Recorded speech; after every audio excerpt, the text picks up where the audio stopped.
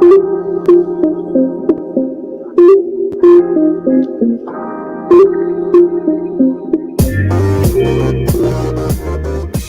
to the Wolverine Digest podcast, the best spot for objective and authentic coverage of Michigan athletics. If you want open dialogue, honest opinions, and in-depth coverage of the maize and blue, this is the podcast for you. And now, here's your host, Brandon Brown, joined as always by Chris Breiler. I just want to start by saying go blue.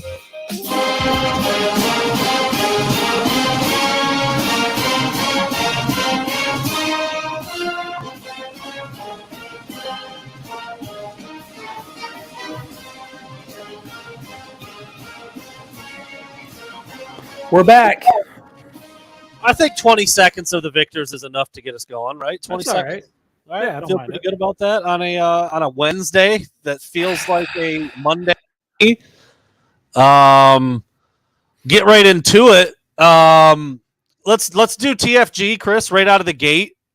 Well, do you want to explain your absence on Monday? Was it syphilis? Was it?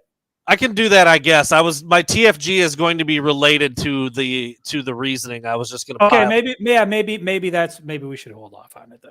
I should have left the soundboard on just for a second. Listen, for this segment. I do at least want to let the people know, because I do think this is a reflection of how well or poorly the show is going to go.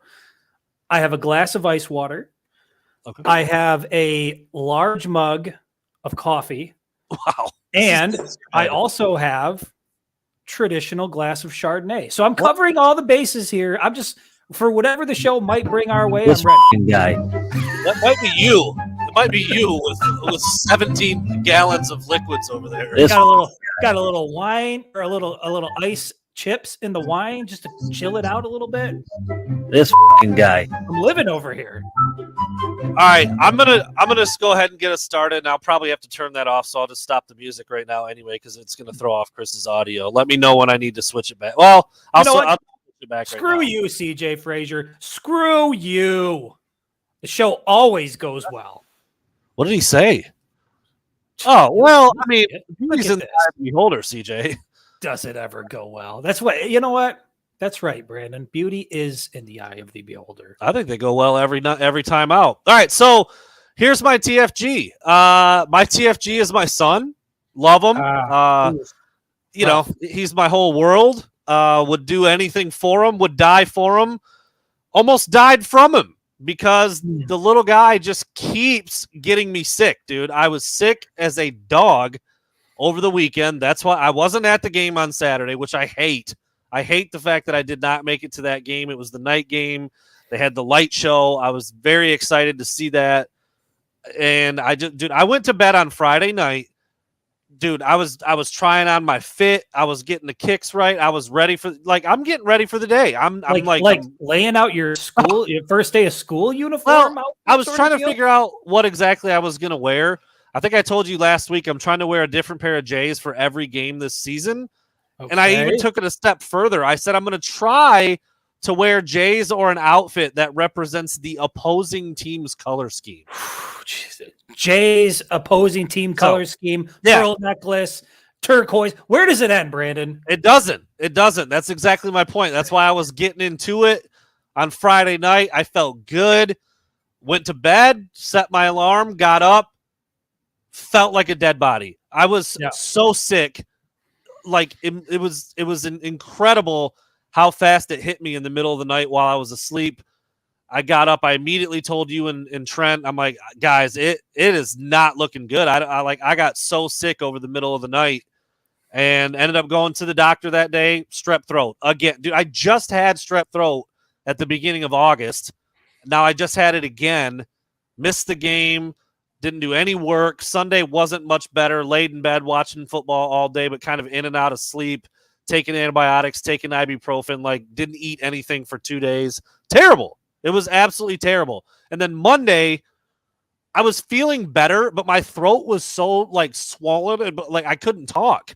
My voice, it didn't really hurt anymore in terms of swallowing, but dude, it was rough. And my kid, he just keeps getting me sick. And Chris, you've got kids in daycare. Everybody out there who's done that whole ordeal. School season, they just bring it home. They just bring it home to you. And my my diet of bad food, diesel, and 2 hours of sleep is just not cutting it. We talked about this on the phone the other day, Brandon. Yeah. You were on a path. And it's never too late to veer off course a little bit and change direction. Yeah, so I'm gonna try to get some things under control because look, I may not have been able to avoid it. My son had strep throat literally a few days before. He's finishing his round of antibiotics while I'm in like the midpoint of mine. Like, I don't know if I would have been able to avoid getting sick, but there it is. That's why I wasn't there on Saturday.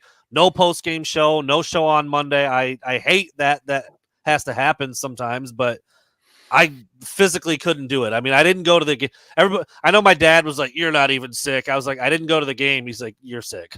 Like, well, if I'm opting to not go to the stadium for a night game and see that, you missed the light show, Brandon. I know. First time in Michigan Stadium, they did something like that. A little bit of history being made, and you missed out. People were tweeting me like, "What refill are you on?" I'm like, "Bro, I'm dead. I'm not on any. I'm on amoxicillin refill number 3. That's what I'm on." So, all right. Well, here's the deal, Brandon. I'm going to get to my TFG of the week. Let's hear it. And it happened rather suddenly. It actually happened within the last 24 hours. And I don't know if you saw it on Twitter. Typically, I'm a big fan of Joel Klatt. I love what he does. Kind of love his take and his insight on things. He usually quite pro Michigan. Yeah, pro Michigan, pretty insightful. I just think he provides good stuff. I think it was late last night or at some point yesterday, he puts out this video from his podcast where he's essentially going to bat for Ohio State and how difficult the college football world is on the Buckeyes and how there's a double standard. And he actually referenced Michigan saying, if Ohio State had gone out last weekend and was, neck and neck with Bowling Green through the first half, they would never hear the end of it. But because it's Michigan, nobody bats an eye. And basically, Klatt's overall point was that it's a lot harder for Ohio State in the college football world because the expectations are so high and there's a double standard that they're held to.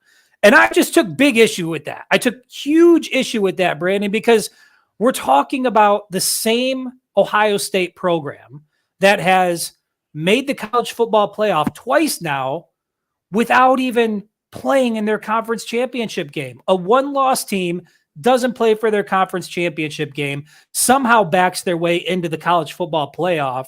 And we're supposed to buy into this narrative that Ohio State is a victim of a double standard because the national media moved them from number 3 down to number 6 based on the first 3 weeks.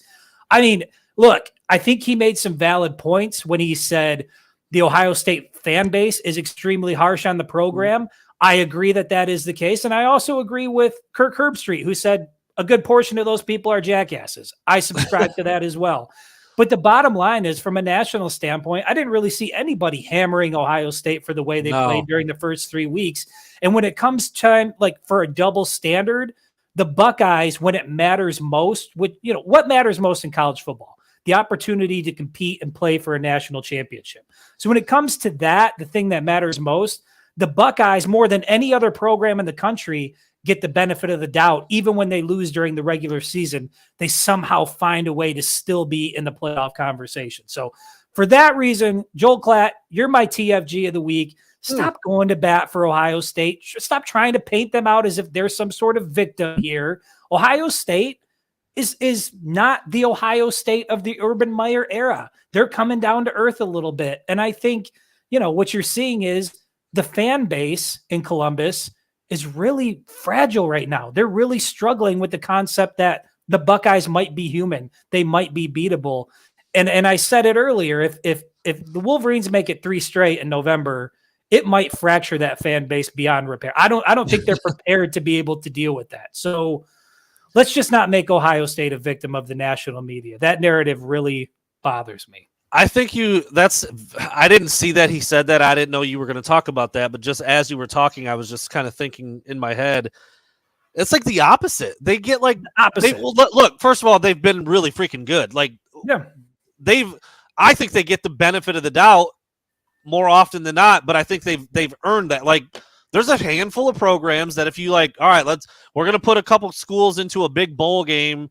This one might have a slightly better resume, but let's go with Ohio State or let's go with Alabama, Georgia, Ohio State. And I feel like they've earned that. They've earned that, but to say that they're getting the shaft all of a sudden is ludicrous. That's ridiculous. Right, because the perception is that they have to be perfect. And if Michigan beats Bowling Green by 20, that's okay. But if Ohio State beats Indiana by 20, that's not okay. I didn't see anybody that was celebrating the Michigan over Bowling Green victory in the way that the Wolverines played. I saw a lot of people that were dissatisfied from that.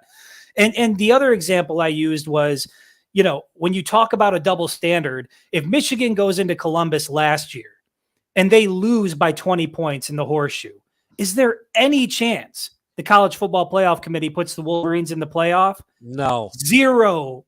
But what happened to the Buckeyes? It just sort of played out that way because they're Ohio State. They get the benefit of the doubt. So they're the beneficiary of something like that. And this sort of like, well, things are just harder on Ohio State and they're dropping and it's, people are tougher on the Buckeyes. Give me a break. I couldn't believe what I was hearing from Klatt, and it was just tough. It was a tough listen. For the record, I'm not trying to like that's just a stupid ass take. I'm not trying to downplay what he said, but I feel like it would be that way with any blue blood who was good for 2 decades. Like, Florida State got on a roll, or Miami or Michigan, or any one of these programs was dominant for 15 years. They'd start getting the benefit of the doubt. Like, that's just kind of how it works. To all of a sudden think like, 3 weeks in because they have a quarterback issue going on right now, like that there's like suddenly getting treated unfairly. That's ridiculous. Like, I can't believe Klatt would go that way. I didn't see that. That's how fragile the Ohio State fan base is. They're freaking out over falling from number 3 to number 6 in the AP poll, which, by the way, doesn't mean shit anyway. We all know that the college football playoff poll is the only one that matters. Those rankings are the only thing that matters. So if they take care of business, they're gonna be where they need to be anyway. And even if they don't take care of business, Brandon, strong chance they'll be where they want to be anyway. So, again, you need to go onto Twitter, listen to that little spiel he gave. And I came away thinking like, this is like new territory for me, hearing the Buckeyes painted as sort of a victim by the college football world, that they're just held to an unfair standard. It didn't make any sense to me. Yeah, that's a new one. That's interesting. It's a new one for me. You know what sucked most about it? Danny Cannell actually basically had the same take that I had. So I started to question myself because I've never seen a good take come from Danny Cannell. But that's neither here nor there. Not a Danny Cannell guy, huh? No, I'm not, Brandon. I actually used to feel like I liked him when he was on TV, but I used to like him until he became this, going after people for their lack of class. And it started with the girl from LSU and the women's college basketball, Angel Reese. He was going after her for lack of class. He spent like a week going after her, and he's sort of on this kick now. He was going after Deion Sanders in Colorado and all the coverage over the Buffalo, and that guy's always got an axe to grind with somebody. He needs to lighten up. He needs to have a glass of Chardonnay. That's what he needs to do. All right, Danny, just pack it, just crank it down a notch. All right, we're just trying to out here have a good time. You and Joel Klatt are kind of out of pocket here lately. I would agree with that statement. I did not see that take from Klatt. I wonder if it would have struck me as much as it struck you. Just in you just saw it in passing, I'm guessing, right? Just on social I saw media? It in passing. I saw it in the morning. I listened to it, and then I put out a big thing on Twitter about how I felt about it, and I couldn't. It seemed very weird to hear somebody talking about Ohio State as if they're some sort of victim, that the college football world holds them to this unreasonable standard, when I don't feel like that's the case. I feel like more often than not, the Buckeyes get the benefit of the doubt. They could lose and they're still not going to fall out of the top 10. They're always going to be in the playoff picture. So to me, they get great treatment from the college football world. They're always considered a playoff team in the mix, regardless of what happens during the regular season. You can't say the same about Michigan, and you can't say the same about 99% of the other Power 5 teams that are out there. Yeah, and like I said, I mean, it's been built in from being good for a really long time, but you don't get to just suddenly start whining about. Right. I don't even think it's true. Like what he's saying, I don't even think it really happened. Like you said, like who was? Oh my God, it's a big fly right there. who's really out there like saying what he's saying? Here's the other thing. The irony is the only he talked about the national media and how they hammer Ohio State if they don't go out and win by 40. The only personality from the national media I saw have something to say about Ohio State after week 1 was actually Joel Klatt. And the reason I know that is because I wrote an article about Joel Klatt's take where he said, I'm very concerned about the Buckeyes. Offensive line doesn't look good. The quarterbacks doesn't look like they have a starter there. And he went down the line, who's calling the plays in Ohio State. So you can't be the one that calls it out, makes it an issue, and then turn around and say, well, the national media is unfair to Ohio State. You're part of it. He might have, he just is talking about himself only. Like, I had an unfair take against him. Like, he's just arguing with himself. No, he actually went out of his way to say, weird. I've been fair to them. It's you got to listen to it. It was a weird take from Joel Klatt, a rare L from Klatt. Yeah. Well, all right. Well, there you go. And I saw a couple people. Yeah, I'm pretty sick of all the Oregon, all the Colorado love. It looks like it might come to an end with Oregon this week, so we'll see how that goes. That Colorado State game. Whew, yeah, it was close. That was the latest I've stayed up for a college football game, and I was pulling for the Rams. Didn't turn out the way I wanted it to. Yeah, it was close. It was that one I was really dozing in and out of. Can you imagine, dude? You have the Rock in the building. You got Lil Wayne out there performing, and then you put up an L at home. Yeah. That can't happen.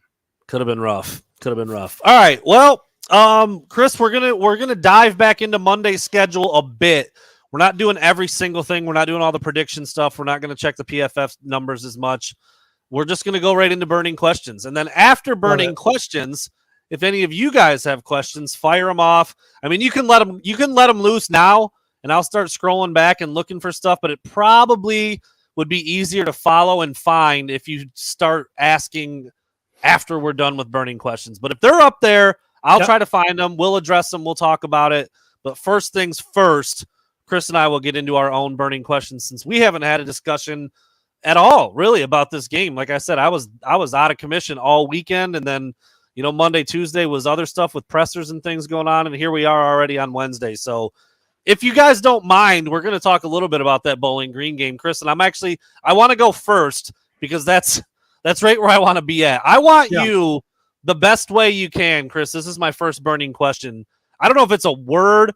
I don't know if it's a phrase. I know you're going to get into an explanation too, but can you just categorize what exactly it was that we watched on Saturday in that win? We're going on 3 weeks now without washing uniforms, Chris. Yeah. Just another win. Ho hum. How would you categorize what we saw? I feel like I have to preface a lot of this stuff by saying I love Michigan football. I love the program. I love the players that are there. There's a lot I'm happy with. But if I'm being completely honest, Brandon, if as they say, I'm keeping it 100. That was one of the most boring games I have attended in a long time. And I got to be honest, I told you about this on the phone. If not for the new light show that we were all treated to in the stadium, that would have been a very tough 3 hours to make it through. There just wasn't a lot. I know Blake Corum had a couple good runs there, and it was nice to see his cutting ability was back. That quickness, that agility that we wanted to see was there. But overall, man, it left a lot to be desired. And what you'd like to see is the Michigan offense progress from week to week to week and continue to get better and, show some more wrinkles and on and on. And to have Bowling Green primetime be like one of their most, uninteresting games so far of the early season. Like I said, if I had to describe it in one word, it was boring. It was a win, but it was extremely boring. I didn't walk away impressed with really anything that I saw. Yeah. Now, scratch that. Give the defense credit because the defense, once again, was lights out. They've done it without their two top defenders. So give them all the credit in the world. It's a top 5 defense in college football. But in terms of what the offense was doing, felt like they should have had their way with Bowling Green. Definitely didn't. Yeah, so obviously that was the night I got sick. So I'm laying in bed. The game starts. I think it's the first time in my adult life since I've been covering the team and as a big time fan that I fell asleep during the game. I just fell asleep. Yeah. I'll credit most of that to being wore out and ill, but the game didn't help. It was just like, oh my God, like, the third edition of that though. Like first week was kind of the same way. So at least we had the first 2 weeks, we had JJ just looking surgical. Correct. And then that was gone on Saturday, and it's like, what's happening out here? And I just put an article up about it. I talked about it a lot on the radio show with Jamie today. Well, I'm going to get into that. I'm not going to get into it right now. It's another one of my burning questions. I think there's a major reason for it, and I'm with you. I was trying to think about what it would have been like sitting in the press box, because at least I was able to fall asleep. I probably would have been doing the same thing if I was there. And I know you were down on the field and trying to shoot photos and stuff. I was just like, dude, what's he taking pictures of at this point? Because nothing's happening. Trent and I were exchanging some text messages back and forth, and we were both, we were sharing a similar mindset that, okay, this game needs to hurry up and get over. There's not a lot happening here. And, I don't know how big of a deal this is, because I know that Michigan has pulled a lot of their starters. In the second half, they're playing some into the third quarter, not much, if any, into the fourth quarter.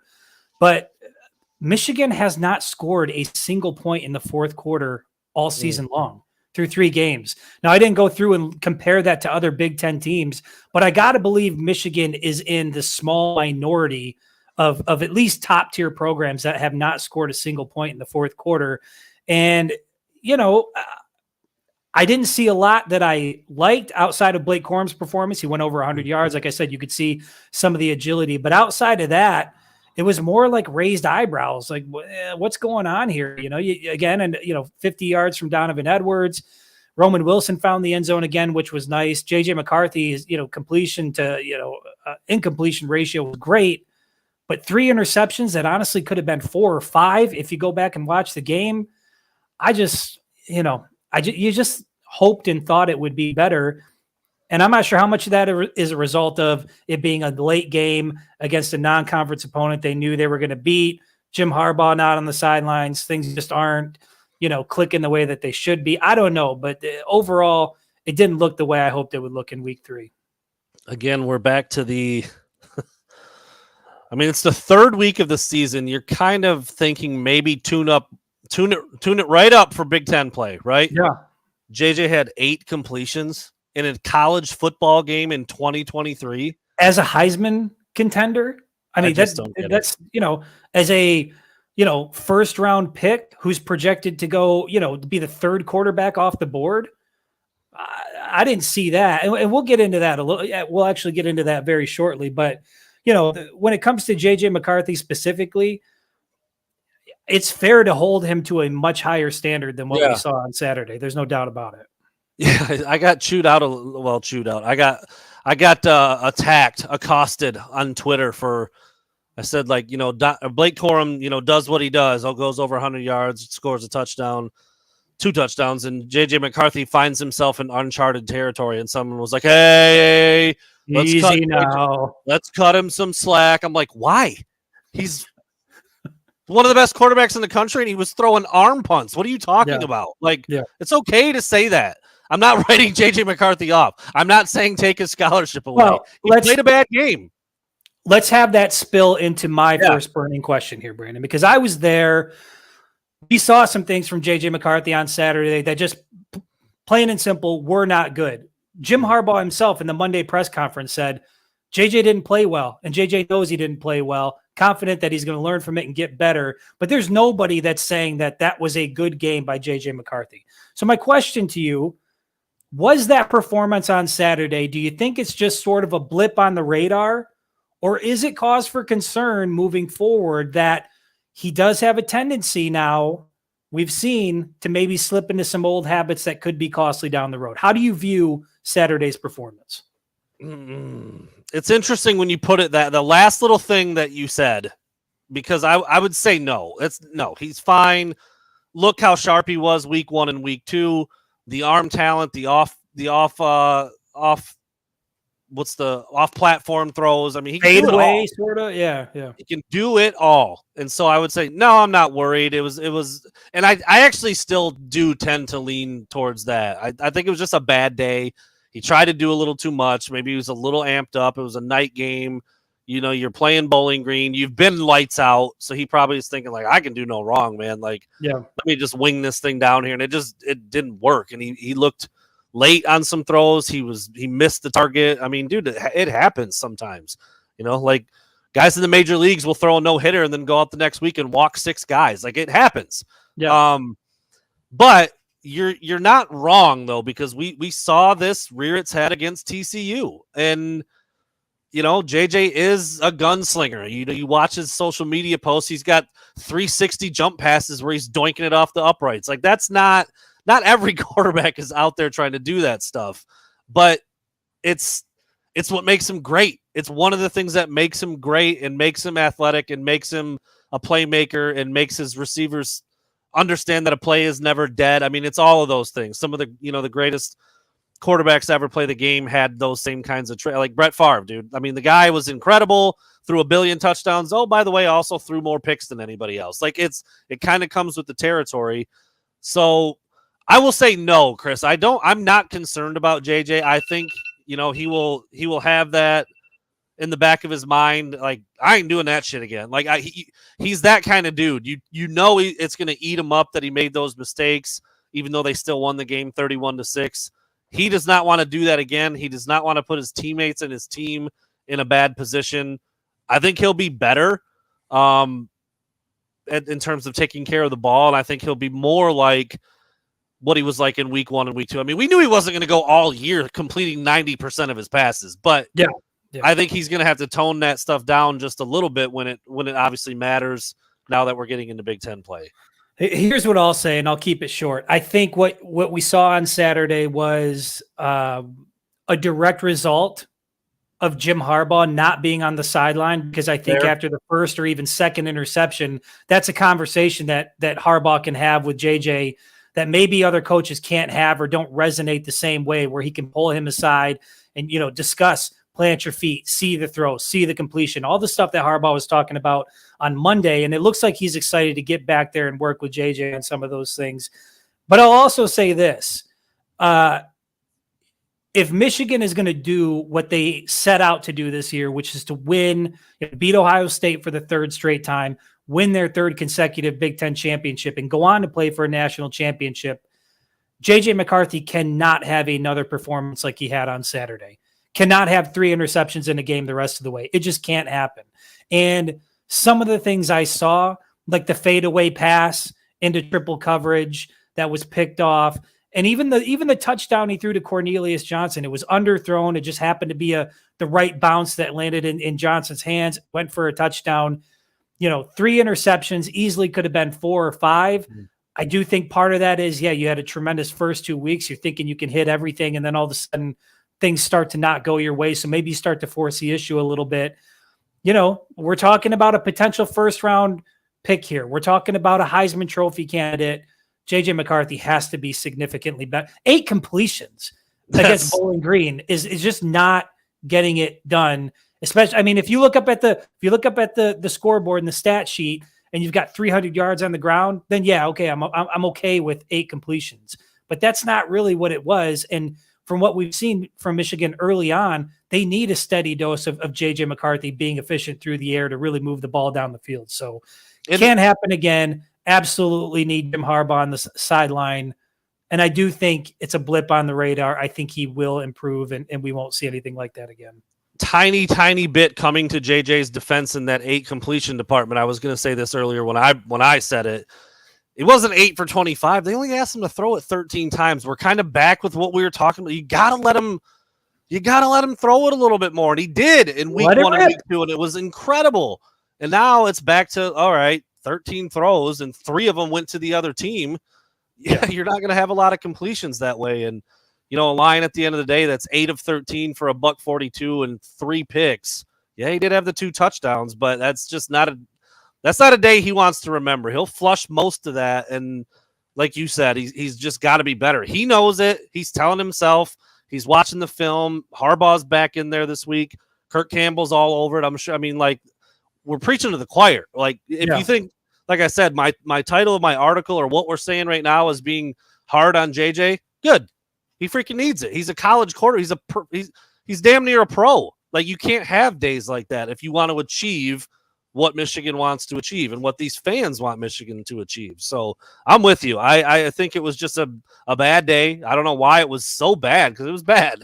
Like you said, some of the things were just, you don't do that stuff. And so that leads into my next question pretty well, too. I think you even worded it the same way. I think you focused more on JJ. I'm kind of looking at big picture now. We're through the first 3 cupcakes. Running game, I don't know what letter grade you'd give it. It's not flying with passing color. It's not passing with flying colors. It was better this past week. Is there a cause for concern as a feisty, scrappy Greg Schiano Rutgers team gets ready to come to Michigan, and they've given Michigan some fits before? Is there a concern overall with Rutgers? Just in general, where Michigan is at, some of the shortcomings we've seen across the board. I'll put it this way. I'm not going into this weekend thinking that Michigan's going to beat the shit out of Rutgers. Yeah. Is it possible they may? Sure, absolutely. They might flip the switch and look completely dominant. But, Rutgers is playing well. I'm hesitant to give them too much credit, but they have been known to be tough under Greg Schiano. Yep. I think 2 of the last 3 games have been 1-score games. If I remember correctly, I'd have to go back and look. But, Rutgers has shown a tendency under Schiano to make things more difficult than they should be. And when you combine that with, I put it this way. I think Rutgers is going to be tougher than Bowling Green. I think Rutgers is going to be tougher than MLB, and I think Rutgers is going to be tougher than ECU. The question is, will Michigan play better? And that's really the biggest question to me. I know Rutgers is going to come in and they're going to give Michigan a fight. Are we going to see the same Michigan team we saw during the first 3 weeks? And if that's the team that comes out and plays football, I think that score is going to be, I think you're talking a 1-score game, into the fourth quarter. I think you've got a game on your hands, and that's not where you want to be. So do I have a certain level of concern going into Saturday? Yeah, absolutely. Because Michigan hasn't looked dominant. Rutgers is 3-0 and they have a tendency to make things difficult. And you heard that from Harbaugh, and you heard that from some of the players too. They're taking this game very seriously, and we need to see it play out on the field. So really, it's been 2 of the last 3, Chris. I was trying to think back to how last year finished, because remember, Michigan was a blowout last year, right? Yeah. That was the Mike Barrett pick 6. He had the other, it was close at halftime, and then they blew him out in the second half. Bill Johnson got a pick. Yeah, that was during that stretch run where Michigan outscored its opponents, whatever, and it was like 100 and something to 0 in the second half. So last year was 52-17. That's a blowout. Yep. The year before that was 20-13 in Ann Arbor when it just was back and forth. And the year before that was the Cade come in down. I think they were down 10 or 17. What happens if we went out, huh? That's it. That's that game. So yeah, Rutgers has had a tendency to be a little scrappier than you think in recent years here. Last year, not so much, and Michigan's expected to win by a lot. But I'm with you. I think there's if you went down the list and just said make a whether it's a major concern or a minor concern, I think you could come up with 4 or 5 things, pretty legitimate things with Michigan right now. And that's just not where you'd think they would be coming out of the non-conference schedule. You'd think okay, to start the season, there's maybe a couple more rear their head during the week 1, but they get them fixed up, and now everything's running pretty well. But I'm with you. I don't feel that way right now with this team. Well, and I think it's not, not just Rutgers. You can go down the list and look at Michigan's schedule, and you tell me the level of confidence. Rutgers, we just talked about, at Nebraska. Nebraska's looked pretty bad, but Nebraska's terrible, right? But Michigan, just based on the way Michigan's played, confidence level still pretty high with that one. I would say so, but at Minnesota. That's another one where and here's the other thing. You see this with Rutgers sometimes. I don't know what it is, last couple of years about Michigan seems to get a lot out of them for whatever reason. It'll be 20-13 in Ann Arbor, and then the next week they'll go to Illinois and lose by 25. I'm like, how the hell does that happen? But like, you'll get that from PJ Fleck's team, and dude, that's not that. Even if that's a blind squirrel, dude, they can find a nut sometimes. He hasn't forgotten how to coach. They've got some players there. Yes, I'm going to pick Michigan to win all of these games still, but maybe not by as much as I once thought. And if something goes a little sideways, you just never know. And every one of these teams is going to give Michigan its best shot. I can't remember where the kid was from. He was wearing red. I don't know if it was Rutgers or Nebraska or Wisconsin, but he said, every week we're going in like we're playing Michigan now. Like, that's the standard now. Was it Nebraska? From Nebraska, yep. So that's the standard now. And like, when you've got a coach that's high energy and that coaches well and can sometimes, find an amazing performance like a PJ Fleck, like a Greg Schiano. Matt Rule used to do it. I haven't seen it yet at Nebraska. You just never know. You never know. And both of those games are on the road. So yeah, we'll have to see how that plays out. But yeah, I would say there is a cause for concern in some different areas. Like, none of them are 10. Like, I'm not hitting the panic button yet, but there's several areas. Yeah, fair enough. I mean, again, it just doesn't, they're not at the point that we thought they would be at heading into week 4, which I think is fair. And I don't think anybody could argue with that, to be honest. Yeah. My next question, Brandon, for you is about the backup quarterback situation. And this one is a little bit puzzling to me. Look, I know you don't want to have to rely on your backup quarterback, but I think if you're going to be a strong team, you need to know who your QB2 is. You've got to have a lot of confidence in that guy. We saw against Bowling Green, not only did JJ not have a solid game, but there was once or twice where he got up and was limping noticeably. Yeah. So here's my question, and I'm going to preface it with this. JJ McCarthy has completed 56 passes so far through 3 weeks. The rest of the quarterbacks on the roster have completed 1 total, right? They are a total of 1 for 4. Jaden Denegal is the only backup quarterback. He's 1 for 1. I believe Davis Warren is 0 for 3. And Jack Tuttle with a pick. And Jack Tuttle and Alex Orji haven't even attempted a pass through the first 3 weeks. So going into week 4, they might know internally who their QB2 is, but it's certainly not apparent from the outside looking in. How much of a concern is that for you right now from what you've seen out of the backup quarterbacks? Yeah, it is. And it's because of what you said. I mean, JJ has taken a couple big hits. He got popped in the head. He came up limping a couple times last week. He has had a few quarterback runs over the course of the first three games. So it is a concern because and last year I would have felt better because I'm like, well, all right, but put any one of them in there and hand it to Blake and Donovan 50 times and you're fine. Yeah. But that hasn't even been Old Faithful this year. So yeah, there is a concern. You're probably going to need the quarterback to throw it around a little bit, whether it's JJ or, God forbid he has to go out for a little bit. And you're right. Michigan and Jim Harbaugh may know for sure internally. I can tell you what it's not based on: game film. It's Correct. Not based on game film. It would be anything and everything that they've done in practice. And that by itself makes me nervous too, because practice tape is not game tape. And so I don't know what the level. Here's where I'm at with it. If JJ is all this, okay, Saturday, Rutgers, JJ, you can't play. Yeah. I think I'm playing Jack Tuttle if he's healthy. I know he got banged into the wall on that one run. It looked okay when he came trotting off, but it's the only other dude who's played any football.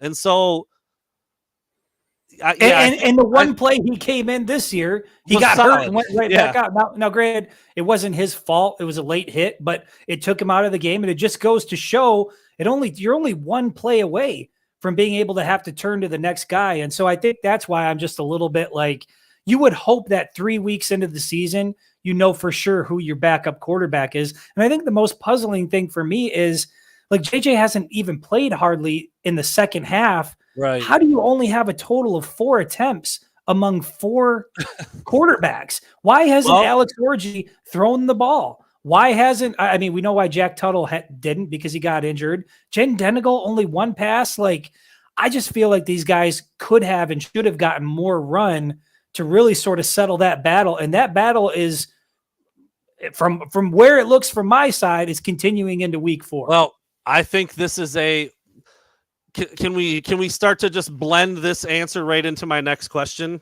Yeah. Because I'll tell you why. It's because Jim Harbaugh wasn't there. I firmly believe he openly said we boned up the QB rotation. I was just thinking, like, if you could get all the coaches in a room with like truth serum and have them talk about how they tried to figure out the backup quarterback position, they'd have to say, yeah, it's been dog shit. You can't go 3 weeks when you don't know who your backup quarterback is and throw the ball 4 times with those guys. That's and not insane. Score a single point in the fourth quarter. That's you didn't insanity. even get yourself in field goal position. That is we were on the phone when you pointed out those numbers and you said, we're going to bring this up on the podcast because it's wild. That's insane. They've played a lot of football, those four quarterbacks. Because like you said, JJ's been out mid-third quarter every game. Yeah. That's why they haven't covered the spreads. That's why they haven't scored more than 40. They haven't even got to 40 points. That's why these games have felt the way they felt. You've essentially got a full 4 quarters of 4 attempts. Yes. That's insane to me. I don't understand. Could you imagine a quarterback playing an entire 4-quarter game and throwing the ball 4 times? That's malpractice. That's a failed job, in my opinion. I mean, and yeah, we're talking about the backup. So like, this isn't like blow up the program or like, no, put the coaches out to pasture. That's not what. But like, it's a bad job. I think that's a bad job. Can Alex Orji throw the ball 2 or 3 times? Is that asking too much? You know what I mean? Can Jane Denegal throw it more than once? Right. It's not like we're saying, hey, you got to let these guys go out and have 15 attempts every game, but 4 guys, 4 attempts with just 1 completion. That's strange to me. That doesn't make sense. And we've talked repeatedly on our show about how we trust the process and we trust where the team's going. And I still do for the most part, but that to me is so puzzling that I have a hard time figuring out any way to justify those numbers. Yeah.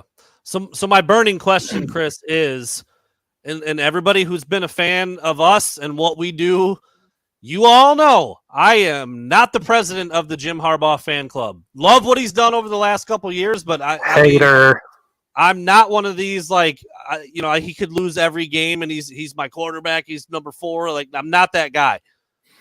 He's been masterful for the last 2 seasons, and he kind of caught a raw deal to start this one, in my opinion. I think it's ridiculous that he was suspended, even though it was the fact that it even became a thing was crazy. Yes, it was self-imposed and it didn't really need to happen, but the school did it and whatever. Okay. And to be fair, Michigan is 3-0, so the outcome was not affected. But I now stepping back my 3,000-foot view, I severely underestimated how much Jim Harbaugh being gone would affect this team. So that's my question. Are you in the same boat as me, looking at what we just saw for 3 games, realizing like, damn, dude, we need the khakis back? Like, dude, listen, I'm not even a player. I'm not even on that sideline. And I think people in the stadium can feel his absence on game day. And so if we feel it as fans or as people in the media, sure as hell the players can feel it as well. It's just, there is something about having a guy with that type of personality, that type of experience, that type of pedigree that you just can't replicate on the sideline. And I go back to what we were talking about, JJ. I think if Harbaugh's on the sideline, I don't think JJ throws 3 interceptions. I think there's a conversation that's had, and it helps get JJ back on track. Now, that's not to say that the other guys aren't effective in what they do, but we also can't minimize how important Jim Harbaugh is to the equation. And if we've learned anything over the last 3 weeks, it's exactly what you said. I think we've all underestimated just how important he is, his presence is on game day, to how successful the team is. And I think it's been an interesting perspective for us all to see, because we all agree, 99% of us all agree that something has looked off the first 3, even when JJ was dealing the first 2 weeks, something just felt off. Got to believe it's in large part due to Jim Harbaugh not being on the sideline. I mean, got to give the guy credit where credit's due. The team looks different. He's not there. I got a feeling they're going to look like the Michigan of old with number 4 back on the sideline. That's that. I put up a short. It's not even an article. It was just a verbal out loud discussion that I had while on the radio with Jamie today. That was the article that I posted right before we went live. So go check that out if you haven't already. I've been blown away by how it's looked and how it's felt after these 3 games without Jim Harbaugh. Like him not running out there with his team to hit the banner. He's not out there cutting it loose with the quarterbacks. He's not out there with the gloves on. He's not out there banging on JJ's head and his like all that stuff that you just, dude, it's like electricity. You don't realize how often it's just like an automatic until your power goes out. You walk in the room for a whole day and you flip the light switch on every freaking time and it doesn't work. And the players are like that with their head coach, man. Like I think you're right, especially with JJ because Jim's a former quarterback and he's so involved with that position. He would have come off the sidelines and been right there in his face, for better or worse. And that it might have been a 1-pick day if Jim Harbaugh is there. I mean, you never know, but I said from the beginning of the season, like I even wrote an article about him, like 5 reasons why Jim Harbaugh being gone will not matter. Well, in the win-loss column, it didn't, but in almost every other way, I think it did. I truly believe that it did, and I think it's going to look very different against Rutgers on Saturday. Now, I really do. With that being said, now I got to be honest. I don't care for the name on the YouTube comment trolling Brandon and Chris, but I do think he or she brings up a solid point.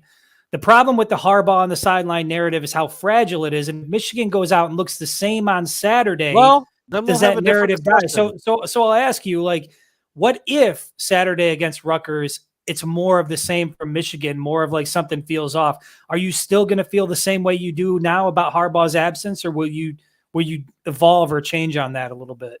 Look, I think in just kind of thinking about the whole ins and outs of, and Saturday was would have been the biggest example of it because of the late kickoff. Like that's a whole day of being there at the facilities without the head coach. I think that's weird. Yeah, but yeah, if the team comes on some of the same things are there, then I'll change my talking point a little bit. But I still now, after watching it for 3 weeks, I think I really underestimated how important he is to the game day experience because he was allowed to be there all week long through practice, in the building, watching film, doing breakdown stuff. But just on Saturday, he's not there, and I think that's a big deal. And even like a young guy like Keon Sabb said, like, when Coach Harbaugh is here, you feel him. You can just tell it's different.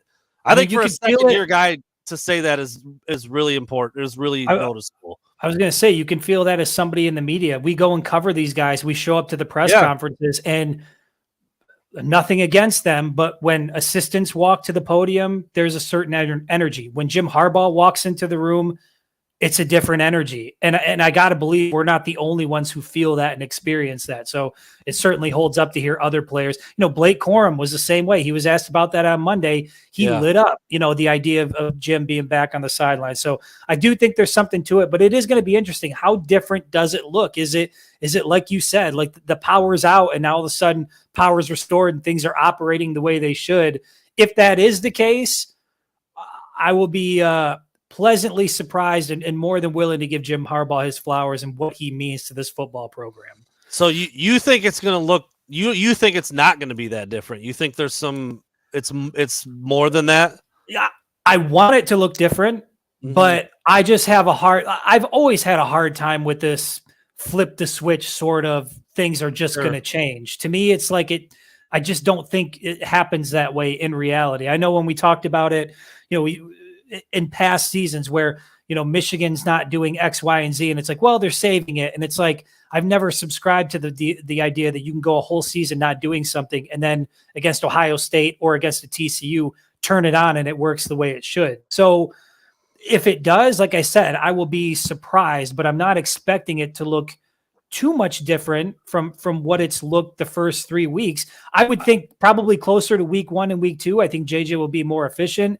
but I don't think Michigan is going to put 50 on the scoreboard, and I don't think they're going to blow out Rutgers. If they do, will I be happy? I will be over the moon. Yeah. But as it stands right now, I don't think that. What do you know what the spread is? Well, that's my last question. So we'll hold off on that. We'll get to that. I just can't help, and we'll move off of this one. We're spending a lot of time on this one. But it's a big deal, I think, because we missed a whole show on Monday, Brandon. But I've just been thinking about this a lot. I just can't help but think like, all right, Jim Harbaugh went to all lengths to prepare for every single thing possible. I mean, dude, parents can relate to this. People who have a job, and they, I think back to when I was a teacher, and when I would be out. Like, getting a substitute teacher was more work than just being there my damn self. Yeah. And I feel like I kind of think about that with Jim Harbaugh. Like, he went, I'm sure he went to he tried to go through every possible scenario in his brain to make sure that week one, Jesse Minter knew everything to do. Here, like, in this situation, do A. In this situation, do B. In this situation, C. Same thing on week 2, week 3. There's no doubt in my mind. But then when game day gets there and Harbaugh's just gone, dude, it's a completely different animal. And so I think him being back there also we'll rectify all of that, but also will allow everybody else to sink back into what they do naturally. Like, Sharon Moore was the head coach on Saturday. So that pulled a little bit away from his OC duties and his O-line duties. So then maybe Grant Newsom's trying to help out a little bit more with the tackles and the guards. So now his tight end group I just think there was like a ripple effect and just all these different things that I didn't really think about at the beginning of the season. I think were felt. I think they were really, really felt, and I think it's going to look different. I do.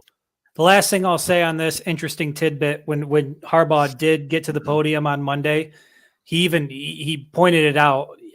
Dude seemed like he was out of breath, like he had been breathing very hard. And He's ready to roll. He said, if it's something to the effect of, if it seems like I'm out of breath, it's because I've got a lot going on in my head. There's a lot I want to do. You could tell he's fucking ready. He's ready to be back. He admitted that, watching it from home and kind of, just having a different perspective on things changed the way that he sort of looked at the game and his perception on some things. So I think he's excited to be back. I think the team's excited to have him back. And if it makes as much of an impact as we all hope it does, then, everything just looks that much better for Michigan down the road. Yep. I'm going to ask you about, if we're going to ask the question about Donovan Edwards, or I'm sorry, about JJ McCarthy, I think it's fair to ask the same question about Donovan Edwards. A guy who is elite, a guy who has an NFL future, but a guy who has not performed at the level that anybody expected so far through 3 weeks. So far, he's averaging 3.6 yards per carry. He's got 96 total rushing yards, and he's yet to find the end zone. I get that when you're a running back, it's not a one-on-one situation. You're not boxing. It's not you against air. There's a lot of moving parts. Everybody on the O-line has to do their job. The wide receivers got to do their job, and you've got to have the vision to make the right cuts, get yourself to where you got to be. That being said, Donovan Edwards last year, through injury, one hand, one knee, almost had 1,000 yards rushing. At this point, do you think Donovan Edwards hits or passes 1,000 yards rushing this year? I guess another way to phrase it is he needs 100 a game. Does he snap out of it? And do we see a productive Donovan Edwards moving forward? I mean, I feel like we had this discussion earlier in the summer, and I don't think I had him pegged for 1,000 yards ever. So I'll still say no. I just didn't think there'd be enough to go around. If he's the only back, yes. But it's just when you split with Blake, I mean, you're basically asking a back to get, 2,000 yards because that's what was he at 991 last year? They were close to it last year. No, they were. Yeah, they were. Yeah. So it's not impossible, but I just don't. I would have said no back in June or July just because I don't think there's enough to go around. I mean, I think Blake's still your number one guy. He's going to get. For every 2 carries he has, Donovan will probably have a carry and a half or whatever it ends up looking like at the end of the year. I don't think it's quite 2 to 1. I think it's closer than that. There you go. 991 last year. Yeah. So he was just short of 1,000. So he's at 96 right now through 3 games. He would need to average 100 yards a game. And I don't see it. I don't think he's going to get the ball enough, and something is a little bit off. It's a big Harbaugh guy. Does the Harbaugh thing really light a fire under him? I don't think so. But Yeah, I don't know. It's very, very hard to, like, I would think you could give Donovan Edwards 6 carries with no offensive line and he'd get more than 9 yards. Like, it's crazy that he had that in week 2. Got going a little bit more last week, 9 carries for 50, was averaging over 5 yards a carry. But yeah, dude, if you had asked either of us, me and you, dude, okay, 3 games in, Donovan's got less than 100 yards and no touchdowns. I'm like, well, he broke his ankle in the second carry of the season or something.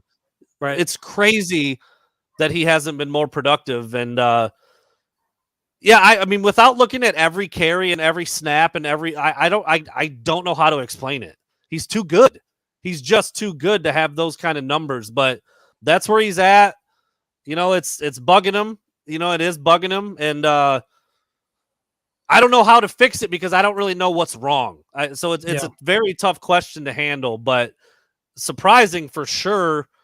And I just don't think you can keep a talented kid like that down forever. So, you know, I think water will find its level to some degree, but I cannot for the life of me explain why it's looked this way so far. I wish I had something to add to it, something insightful, but I don't. It's puzzling to me. And I've talked about it a number of times. I just think he's too good for this trend to continue, but it is weird when you go back and you watch him play. I'm not sure exactly what it is. Jim Harbaugh talked a little bit about, you know, the running game and how we've got to be, you know, they got to be better at blocking. And, you know, sometimes it's, you know, 10 guys doing their job. Sometimes it's only 6 guys doing their job. And so they've got to be more consistent there. But whatever it is, whatever the issue is, and I put this out in the article I wrote today about some of the, you know, the question marks leading into conference play, whatever it is that's going on, it's hard to overstate just how important Donovan Edwards is to Michigan's national championship hopes.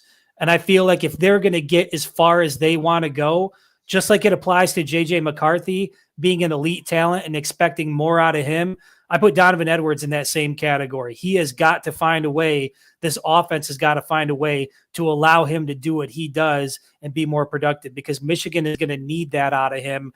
If not against Rutgers, if not against Michigan State, I mean, certainly against Penn State, certainly against Ohio State, whoever they play in the Big Ten championship game, and then obviously in the playoffs. So you got to get number 7 going. There's no doubt.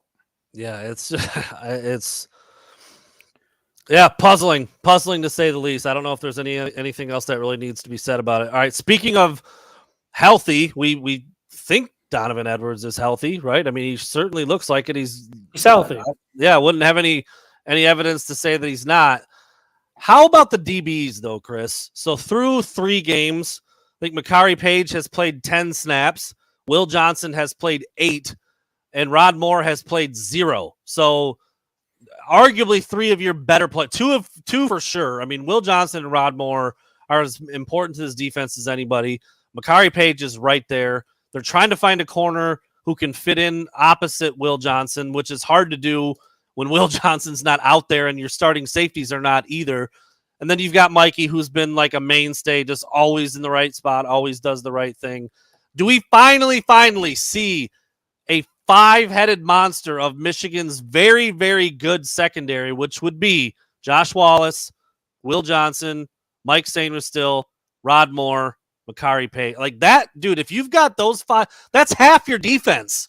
And they haven't even been out there yet. Yeah. And Michigan has still been good. Do we see them all this week?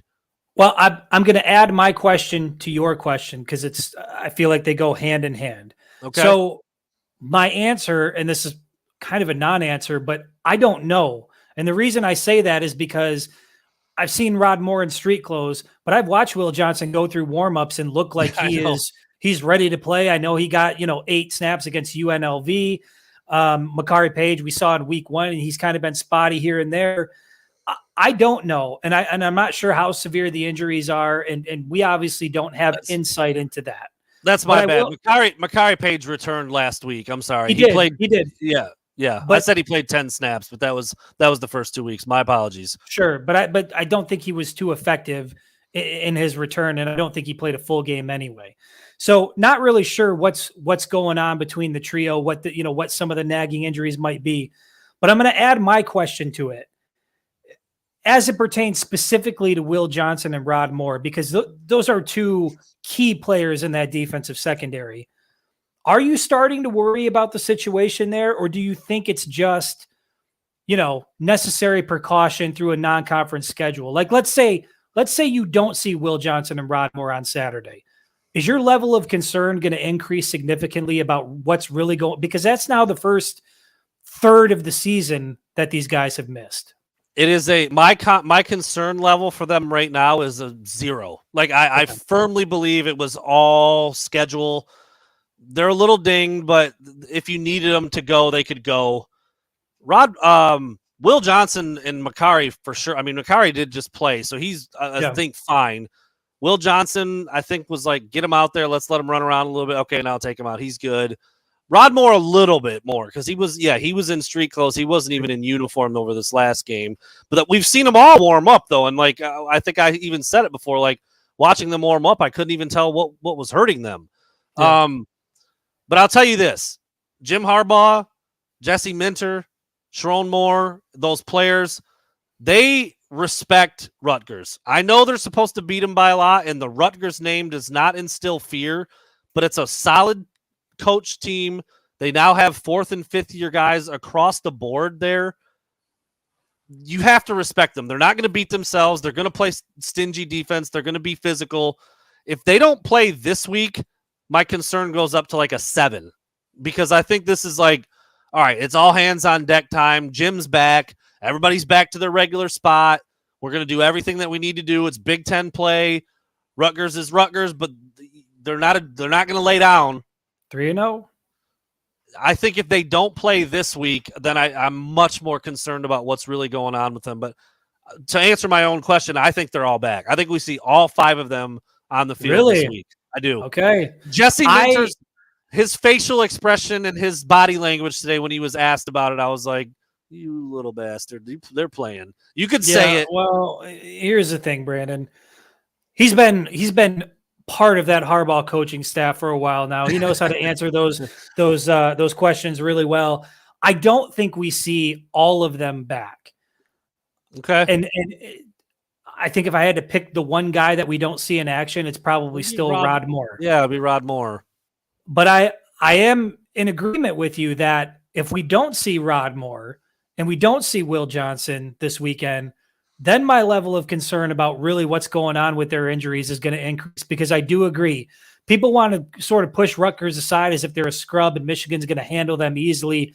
I don't view Rutgers that way. Mm-hmm. And I do think it's going to be all hands on deck. It's Big Ten play. It's time for your guys to be out there and to play meaningful football. And if Will Johnson and Rod Moore are still not at a point where they can do that, then I'm wondering, what is it exactly they're dealing with and how long is that going to continue? We know we're not going to get straight answers from the coaching staff because every time you ask about an injury, we know how that goes.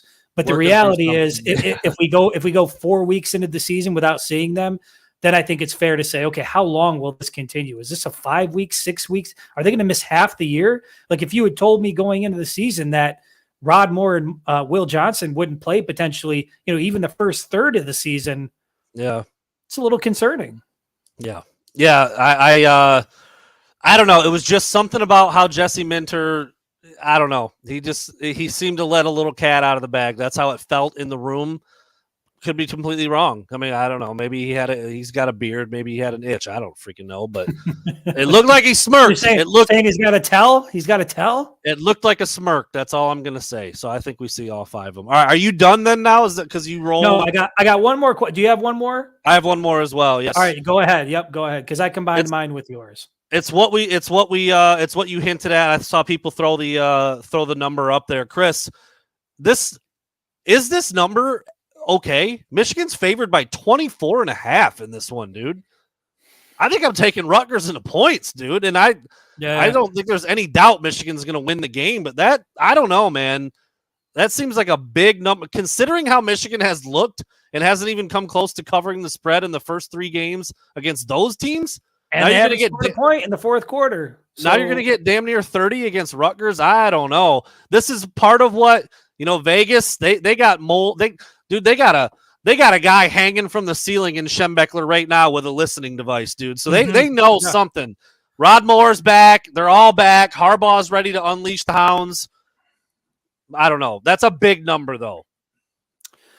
Yeah, I'm going to take Rutgers in the points as well. And it goes back to what we talked about that, I have all the confidence in the world in the Michigan defense, even without Rod Moore and Will Johnson potentially.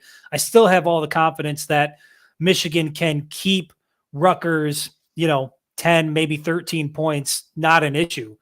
But I could also see Michigan putting up 27, a 27-13 win, something like that. Like I could see that playing out. If Michigan wins 31-7, that won't do it. Like, no, are you kidding me? And there's nothing we've seen. There's nothing we've seen so far that would lead you to believe they're going to cover that spread. And a matter of fact, have they covered any spread so far this year? No, not even close. No. Actually.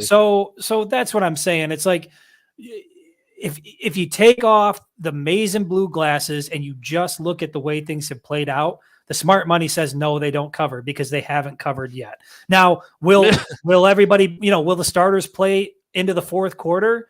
Presumably, but I don't know. We haven't seen it yet. Again, Michigan hasn't scored a single point in the fourth quarter. Not a lot of production out of that second team unit. So who knows what it's going to. Honestly, I said the number out loud, and I think that could end up being the final score, 27-13. So that's going to be in my prediction on Friday. Yeah, 27-13. Like Michigan to win by 25. Like, are they even going to score 25? Like, I'm not kidding. Like, the way this game has gone against Rutgers, two out of the last 3 years. Yes, they scored points 3 years ago, but I don't know, man. Rob Lucio, you're thinking 40 points for Michigan. Just to be clear, I believe all three of us, Brandon, you, myself, and Trent have all picked Michigan to put up 40 points in each of the first three games. And they have they have failed to do that. Yeah. Rutgers is better in every way than the first three teams they played. I'm just not sure. Again, if you keep the starters in, Ryan, you're having flashbacks to 73-0. It was 78, actually. Whatever, 78-0. Look, if Michigan goes out and wins 78-0 on Saturday, I will. I'll get another tattoo. Let's just put it. If that's what it is, like whatever it needs to be done, I'll get the Scarlet Knight tattooed on my arm somewhere. Well, it's not happening. It's pretty dope looking though. You'd be all right. It actually is. Yeah, I'd be okay with it. Yeah, I remember, just kind of looking through some of the different numbers, and there's some really good games on this weekend. So I was looking through the lines, and I was like 24.5. Is that a typo? Like, it feels like free money, but again, this will be the week that Harbaugh comes back. You get your full complement of players. You got your starters playing 4 quarters, and they roll. I could see that too. I really could. To me, the other one seems more likely, though. But Jim Harbaugh also said, look, we're making too much out of these 30, 40-point wins. Win it by 1 point. I know. 1 point is what we're looking for. Just win the game. So I don't think there's much of an interest unless Harbaugh was just blowing smoke, which is, certainly possible. But it didn't sound like he was interested in beating anybody by 30 or 40. We just need to win the game, and 1 point's really all we're looking for. And when I heard that, I was like, well, you don't really want a 1 point win over Bowling Green. I mean, if we're being honest, but it also sounds like they're not really all that interested in running up the score. It's let's do what we need to do to win the game. That has never been in Michigan's DNA. Michigan is historically one of the worst teams against the spread, like ever. Like they don't cover. It's because of what you said. Lloyd Carr for a decade plus, get up by 3 scores, cruise into the finish line. Doesn't want to embarrass anybody. Doesn't want to be got to finish with class, which I don't entirely disagree with, but I also don't. Fuck that. I don't. How do I put this? I would just keep running my stuff. Like bring the backups in, but I'm letting the backup QB throw it. I'm letting those receivers run routes and get out there. I'm playing the game the same way. Like Michigan used to just get it, you get a lead, run, punt. I'm like, dude, just punt it on a first down then. What do we do? Like, I don't know. I just used to get so frustrated watching that. I just fish out a game that still can be, filled with sportsmanship if you want to go that route and can make your team better. Like letting your backup quarterbacks throw it more than 4 times in 3 weeks. That's what I'm talking about. All right, what do you got? Close us out. Listen, I'm going to close this out. I'm going to shift focus away from the Wolverines because we've spent a lot of time talking about Michigan. My final question is going to be away from Michigan a little bit. And I know you're kind of in the social media sphere. You pay attention to what's going on. We obviously know that Mel Tucker is on his way to being out at Michigan State. There's going to be some litigation there, but Michigan State's going to do everything they can to get him out. The Michigan State fan base is already all on board. Who are we going to hire next? Who's it going to be? I see a lot of Urban Meyer out there. Maybe we can lure in Deion Sanders from it. Just crazy shit. On the other side, you see Michigan State fans think Michigan State is so much cooler than it is. This is part of the question. On the other side, you've got Ohio State, who, their fans spent the first part of the season freaking the hell out that things didn't look good. Now going into Notre Dame, Kyle McCord had a great game against Western Kentucky, and all of a sudden they think he belongs in the Heisman, comparing him to C.J. Stroud and Dwayne Haskins, what they looked like for the first 3 games. I'm just going to put it to you like this, Brandon. As it stands today, who has the worst and most annoying fan base right now today? Is it Michigan State or is it Ohio State? It's always and forever will be Michigan State. Yeah. They can't. Dude, they're a tough group. Dude, when I saw people advocating for Urban Meyer and putting out reasons why Deion Sanders would want to take the job in East Lansing, I don't know what to do with that, Brandon. I don't know what to do with that type of lunacy. It's crazy talk to me. Dude, Michigan State is going to hire a coach so far away from the dudes like Urban Meyer and Mel Tucker. Now, Deion Sanders is a good dude, but they're not hiring. Dude, he's not leaving Colorado to go to Michigan State. Are you kidding me, dude? Nah. He'd probably have my head can't fit in East Lansing. He would say some shit like that. Like, that's how he's been. Remember the Lions were going to draft him? They'd have had to put me on layaway. That's what he said. They can't afford me. Dude, he ain't going to East Lansing. Are you kidding me? What do they think they have there? I don't understand it. I think there's a lot of really good candidates for Michigan State. That's not 2 of them. Like, I could. You don't think Urban Meyer's coming out of retirement to save the Spartans? No, dude. Okay. All right. No way in hell. I think there's a handful of guys who would be good in that position. It's not Urban Meyer. It's not Deion. I don't think Is it Sharon Moore? I was gonna say, I don't think Sharon Moore would turn the job down because it's Michigan State. I would turn my back so goddamn fast on Sharon Moore. I'm a big Sharon Moore advocate and fan. If he goes to East Lansing, he's dead to me. I think he would turn the job down because the job blows dogs for quarters right now. That's what I think. It's not a good job. He doesn't want that as his first head coaching job. That's going to be such a just disgraceful rebuild from dude. No, he's not going anywhere near that. It's going to be somebody from the MAC who's been a head coach before, and they're going to have to suck it up. You go find a good one who can do some things that hasn't happened at Michigan State, like, run an exciting offense and recruit guys that, can make plays. That's what they need to do. It's not going to be a big name, and it's probably not going to be a guy who is head coaching for the first time. You can't get a first-time head coach at that job. Right. I don't think you need somebody who's done it before because it's such a mess. Yeah. I'll say this, Brandon. I agree that it's Michigan State, and the evolution in such a short period of time from Tut coming to, the return of Mark D'Antonio is going to change everything to, Urban Meyer or Deion Sanders. This fan base is so out of whack with what's going on with that football program that they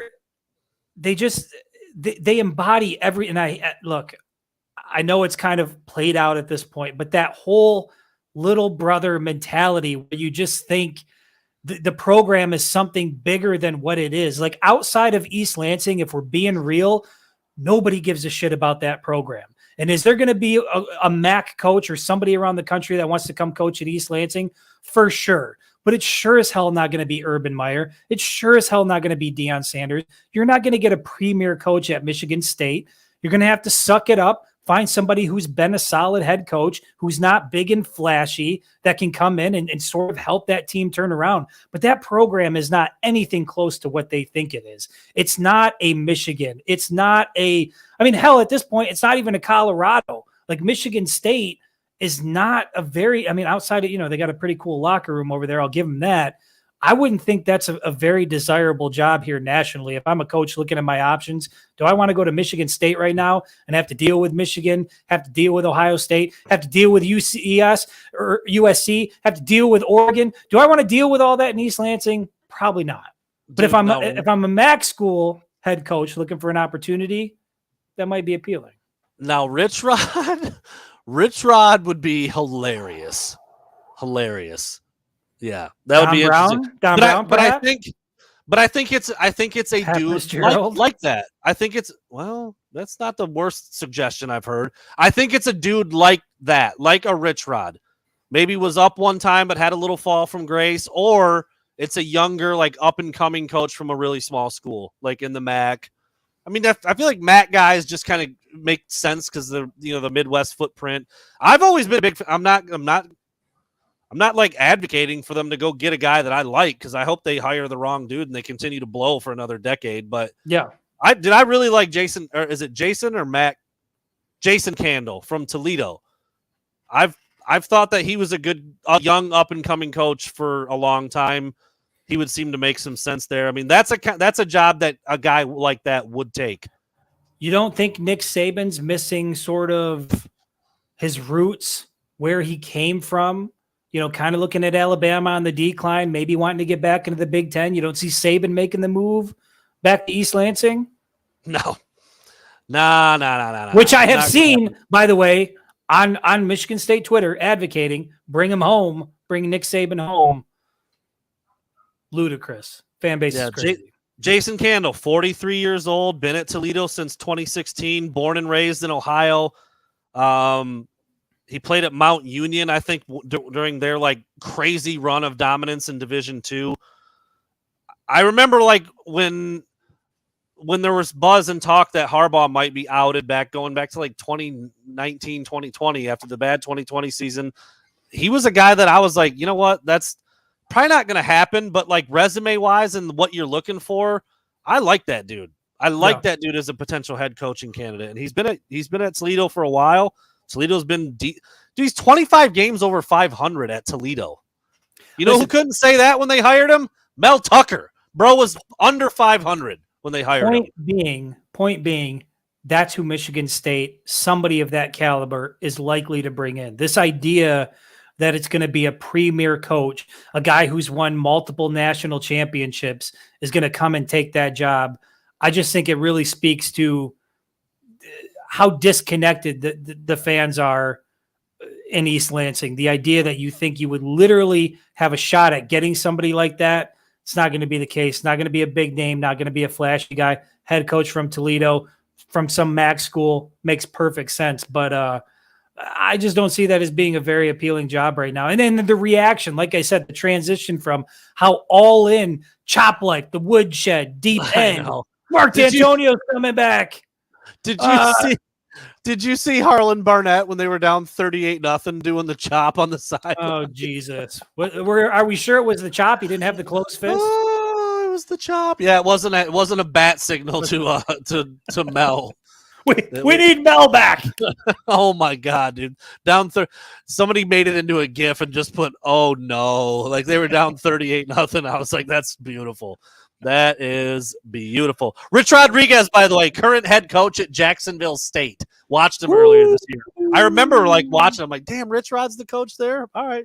So, still run. Dude, they got 14 wide receivers that look just like Tay Odoms, dude, Martavius Odoms. Same exact personnel as when he was at West Virginia, Michigan, Arizona. Same shit. I don't know if he's figured out defense yet, but he still knows offense, and he's still running it at a pretty high level. I will forever have a soft spot for Rich Rod for bringing Denard Robinson to Ann Arbor. Can't not because of that. Yeah. I wonder what's their record right now. What's Jacksonville State's record at right now? Anybody? I'm trying to type it in fast. Not a lot of Jacksonville State fans out there, I'm guessing, on the podcast right now. Jacksonville State record. Let's check it out. They are currently 2-1. So look, could do a lot worse than Rich Rodriguez at Michigan State. Oh my God, that'd be hilarious. They played in week 0 and they beat UTEP, who was supposed to win that game actually. But anyway, we're digressing in a major way right now. But yeah, Michigan State. So you're saying the fan base there in East Lansing, far more Looney Tunes than anything going on in Columbus right now. Absolutely insufferable. Can't stand them. Yeah.